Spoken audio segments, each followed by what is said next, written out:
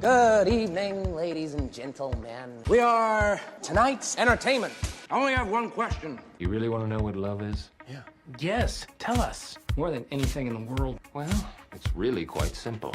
Kind of like... When we fall in love, and I would add when we have many emotions, there are these various choice points, these various moments at which we can walk away or we can decide, let's really get into it. And I want to suggest with love in particular, but with other emotions too, there are going to be a lot more choices involved than we usually allow. When you make a move toward a person, you give them power. If you only knew the power. Power to say yes or no. Power to decide. What does that mean? Anytime we move toward another in any way, we are taking a risk. A risk that she may say no. Our gesture may not get returned. Our invitation may be rejected. Our love may not be reciprocated. The God that Jesus points to is not a God who stands at a distance. This is the God who holds out his hands and asks, would you like to see the holes where the nails went? Would that help? It's the place where we find out we're not alone, where we find strength to go on.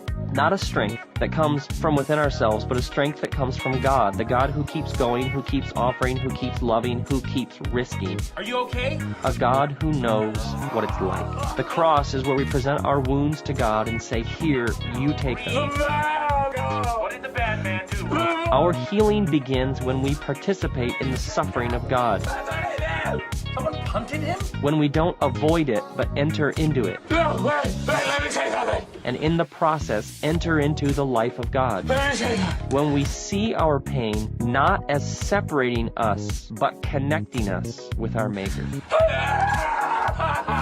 And in this connection, there's always the chance we'll find a reason to risk again. If God can continue to risk, then maybe we can too. What? Perhaps you have had your heart broken by somebody. You risked and extended and offered yourself, and they rejected and turned away and didn't return your love.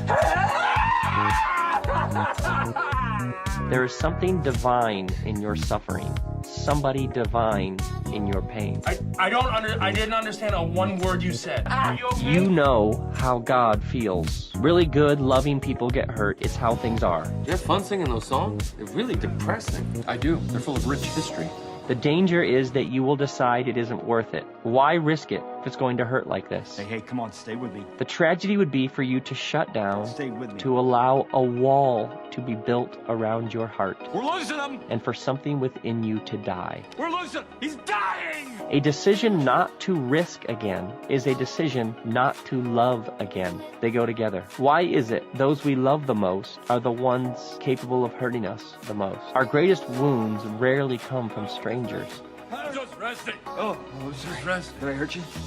Even in healthy relationships, an offhanded comment can cripple us for days. This is because the more we open ourselves up, the more vulnerable we are. The more exposed we are, the more it hurts. The more we let someone in, the greater the risk. How does a person find their way out? All right, bring it. Come on, bring it over.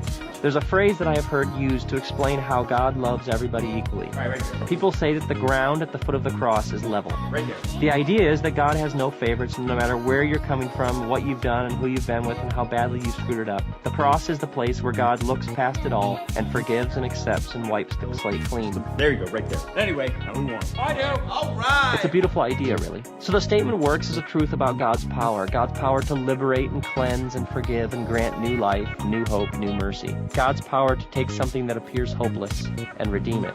Were you just thinking to yourself, fresh start? Yeah, I can see it. Listen. But the statement could also be seen in a totally different light. The ground at the foot of the cross is level for God, too. In matters of love, it's as if God has agreed to play by the same rules we do. It's the oldest game in the book for a reason. It works. God can do anything. That's what makes God God. But God can't do everything. God can't make us love him. That's our choice. Could it possibly be true that there are two kinds of life and a choice has to be made between them? One kind of life, the aesthetic, the other, the ethical. Oh my. But all the so-called joys and pleasures, the excitements of life, can be lived out in the context of the ethical. Love is risky for God, too, which is a bit like a boy asking a girl to dance. You wouldn't be here in this strip club shaking it for dollar bills. This is a ballet studio. Okay, these poles are horizontal. The ethical life is a life in which one despairs over who and what one is. One might not know who one is beyond that one wants pleasures, but as one turns into the ethical life, one takes as one's task trying to determine whether one has a self and pursuing the becoming of that true self. Nice work, thanks. Thank you, Captain. God damn it, let me finish. They ruined the story.